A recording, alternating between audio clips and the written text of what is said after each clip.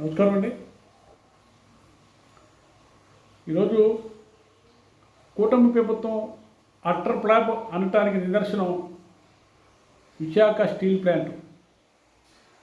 వేలాది మంది కార్మికులు ఫ్యామిలీతో సహా నడి రోడ్డు మీద ఉన్నా సరే ఈ కూటమి ప్రభుత్వం పట్టినట్టు వ్యవహరిస్తుందంటే ఇంతకన్నా దౌర్భాగ్యం ఉంది ఆంధ్రప్రదేశ్లో అడుగుతూ ఉన్నాం.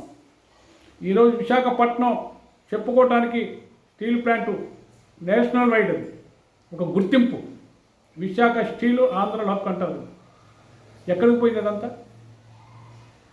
వైసీపీ ప్రభుత్వంలో ప్రైవేట్ పరం చేశాడని చెప్పి జగన్మోహన్ రెడ్డి గారి మీద ఈ కూటమి ప్రభుత్వం ఉన్న నాయకులు అని మీద పడిపోయారు పై. ఇప్పుడు మీరేం పీకారు? వేలాది మంది కార్మికులు నడి రోడ్డు మీద ఉంటే విశాఖపట్నం ఎంపీ ఏం చేస్తున్నాడు? గాజువాక ఎమ్మెల్యే పల్లా శ్రీనివాసరావు ఏం చేస్తున్నాడు? బంపర్ మెజార్టీ వచ్చింది. యాడ్ నుంచి వచ్చింది? ఈవీఎం ట్రాపింగ్ చేస్తే వచ్చింది మీకు బంపర్ మెజార్టీ. లేదా వైసీపీ 11 సీట్లు రావటం ఏంటంటే? వీరు నీతిగా నిజాయితీ గెలిచారా? సిగ్గుండాలి కదా మాట మాట్లాడటానికి కూటమి ప్రభుత్వ నాయకులకి. ఈరోజు ఆమరణ నిరాదీక్షలు చేసి ఏదో కార్మికులకు ఉద్ధరిస్తున్నట్టు బిల్డప్ ఇచ్చి హాస్పిటల్లో పడుకొని నిరాదీక్ష చేసి ఈరోజు కార్మికులు పొట్టగొట్టిన ఘనత ఈ గాజువాక ఎమ్మెల్యే పల్లా శ్రీనివాసరావుది కాదా? వేలాది మంది కార్మికులు ఈరోజు రోడ్డు మీద ఉంటే వాళ్ళు పట్టించుకోకుండా 14 నెలలు కూటమి ప్రభుత్వం అది చేసింది ఇది చేసింది డబ్బా కొడుతుంది తప్ప మీరు చేసింది ఏంటండి 14 నెలల్లో?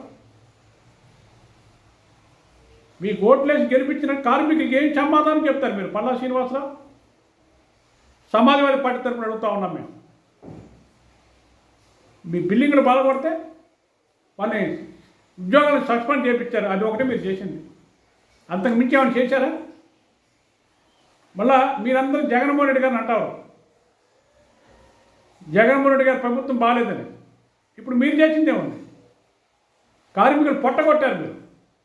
ఆ పాపం మిమ్మల్ని ఊరికనే వెంటాడుతూ ఉండదు, ఖచ్చితంగా వెంటాడుతుంది. 2029 చూస్తూ ఉండండి. ఒకే రోజు 32 విభాగాలకి ప్రైవేట్ పరం చేసింది కేంద్ర ప్రభుత్వం కాదా? ఈ భారతీయ జనతా పార్టీ దొంగల ప్రభుత్వం కోట్లాది రూపాయలు బ్యాంకులకి ఎగ్గొడుతున్న వాళ్ళకి చెట్టు నీడొచ్చినట్టు వాళ్ళ పార్టీలు తీసుకొని వాళ్ళ మీద కేసులు లేకుండా వాళ్ళు ఆ పార్టీలు పెట్టుకుంటా ఉన్నారు.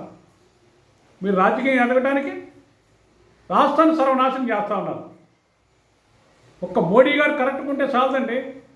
కేంద్ర ప్రభుత్వం ప్రతి ఒక్కరు కరెక్ట్గా ఉండాలా. రాజు ఒక్కడు కరెక్ట్గా ఉంటే కాదు, మంత్రులు ఉండాలా, సేనాధిపతులు కరెక్ట్గా ఉండాలా. చాలా దుర్మార్గం ఈ కూటమి ప్రభుత్వం. విశాఖ స్టీల్ ప్లాంట్ గురించి ఇప్పటికైనా స్పందించి కార్మికులకు న్యాయం చేయండి.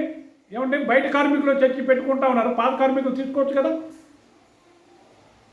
మీరే యాజమాన్యం కరెక్ట్గా లేనప్పుడు యాజమాన్యాన్ని మార్చండి, అంతేగాని కార్మికులు కాదు మార్చాల్సింది. ఒక అతను అంటుంటాడు ఊరకని జీతాలు ఎవరైనా ఇస్తారా? కష్టపడితేనే డబ్బులు ఎవరు ఊరకని ఇస్తా అంటారు. మళ్ళా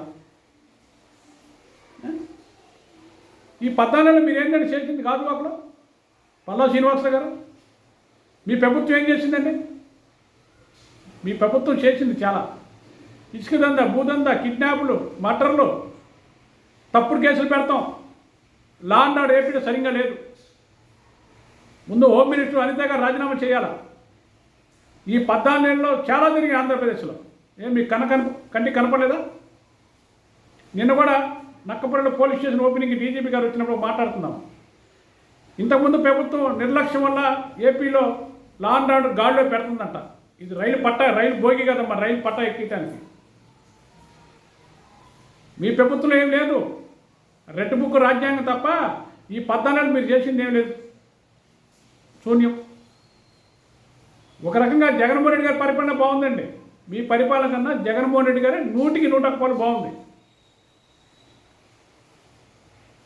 ఒక సామెత చెప్పాలంటే ఒక వ్యక్తిని ఒకడు కొడితేనే తట్టుకోలేదు, అలాంటిది ముగ్గురు కలిపి కొడితే తట్టుకుంటారా? నేను ఎందుకు చెబుతున్నానంటే జగన్మోహన్ రెడ్డి గారి పాలనలో అవినీతి జరిగింది అంటున్నారు. మీ పాలన ఏం జరిగింది? అవినీతి జరగట్లేదా? తెలుగుదేశం పార్టీలో అవినీతి జరగట్లేదా? మీరు చెప్పండి ఒకసారి. ఇప్పటికైనా వైఖరి మార్చుకోండి. స్టీల్ ప్లాంట్ విషయంలో కార్మికులకు న్యాయం చేయండి. లేదంటే సమాజ్వాదీ పార్టీ తరఫున వాళ్ళకి మేము అండగా ఉంటామని తెలియజేస్తూ 2029 ఎలక్షన్లో ఇదే ప్రభుత్వానికి మనం ఓట్లు వేస్తే మన గొయ్యి మనం తవ్వుకున్నట్టే అని రాష్ట్ర ప్రజలకు పిలుపునిస్తా ఉన్నాం. Thank you.